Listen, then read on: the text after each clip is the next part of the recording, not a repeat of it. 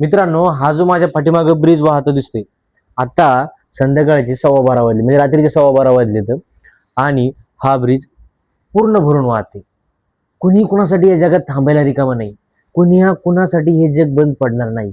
कुणा वाचून हे जग थांबणार नाही.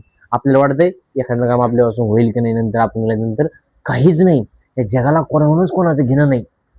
ह्या ब्रिजकडे बघितल्यानंतर फुल ब्रिज वाहून भरते. हा ब्रिज आहे मुंबई ते नवी मुंबईला जोडणारा वाशीचा ब्रिज. या ब्रिजवर बघा, तुम्हाला दिसत असेल पाठीमागं फुल वाहनं भरून वाहिलेत. रात्रीचे 12:15 वाजलेत, राईट बघा.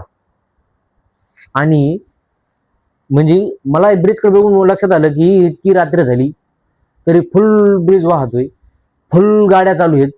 म्हणजे या जगात कोणी कोणा वाचून रिकामं नाही. कोणाचं कोणा वाचून नडलेलं नाही. कोणाचं कोणा वाचून कोणाला काहीच घेणं नाही. आपण या जगात काय करायला, कशासाठी आलोत आणि काय करायचे? दुसऱ्यासाठी मरमर मरमर कौरक.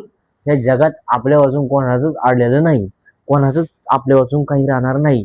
कोणालाच आपल्या वाचून काही फरक पडणार नाही. आपले कर्म आपल्याला करायचे, आपलं काम आपल्याला करायचं, आपले स्वप्न आपल्याला पूर्ण करायचे, आपल्या भावना, आपलं प्रेम सगळं आपल्याला करायचं. आपल्यावर जे लोक डिपेंड आहेत त्यासाठी आपल्याला काम करायचे, कर्म करायचे. आणि मरमर कुठं करायची, आपण गेल्याच्या नंतर या जगाला काहीच फरक पडणार नाही. सगळं जग ज्याच्या त्याच्या कामात गुंतलेलं आहे. इतके कामात गुंतलेलं हे जग, रात्रंदिवस दिवस रात्र कळणं, देवान रात्र झोपायसाठी दिलेली आहे. माणूस रात्रीचा दिवस दिवसाची रात्र करायला, काम काम काम काम कामच करायलाय. पाठीमागं बघा कसा नजारा दिसतोय, फुल वाहायलाय. कसं ब्रिज वाहायला एकदम फुल. म्हणजे निसर्गानं दिलेल्याच्या पलीकडे आपण वागलो. निसर्गानं रात्र दिलेली आराम करायसाठी. माणूस इतका विकसित झाला आणि अजून इतका विकसित होणार आहे. सगळं AIच व्हायला.